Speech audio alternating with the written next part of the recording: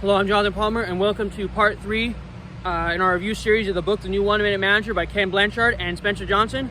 So we're going to pick up where we left off last time, so let's get started.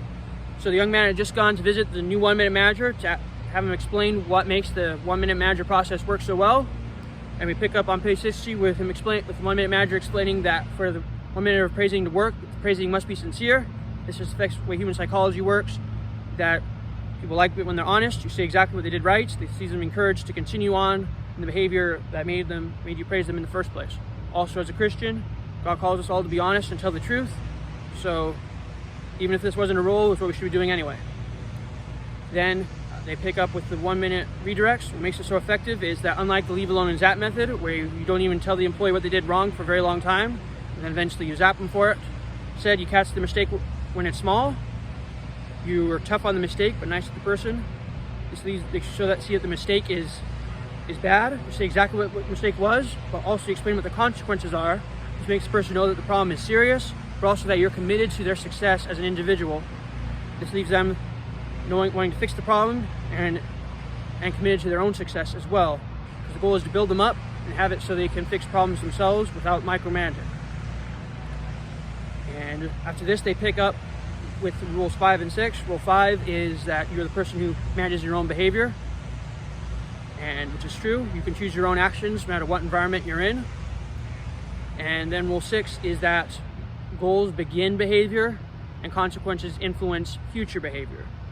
So what that means is you set a goal, it should begin the behavior of whatever is needed to reach the goal, and consequences of that should be you reach your goal, or at least you're done effective, and you can take the necessary steps to either reach the goal in the future or just to continue on in the good behavior that made you successful in the first place. But when you don't follow through, these are consequences as well. It means you don't reach your goal, and because of rule 5 you manage your own behavior, you can choose to so that get you down, or you can choose to take the necessary steps to reach the goal here in the future. After this, the young man is offered a job at the company. He accepts, becomes 1 minute manager himself, and he eventually meets the young lady who wants to know why the process works so well. He agrees to tell her, as long as if she thinks the information is worthwhile, that she agrees to share it with others. So just my thoughts on the book altogether. I thought it was very good. I liked how it's compact and has a lot of information in a short, easy to understand format. And just to see how that works, I'm going to explain how I plan to use some of the stuff from this book in my future business career and also here at college. First off, I plan to invest.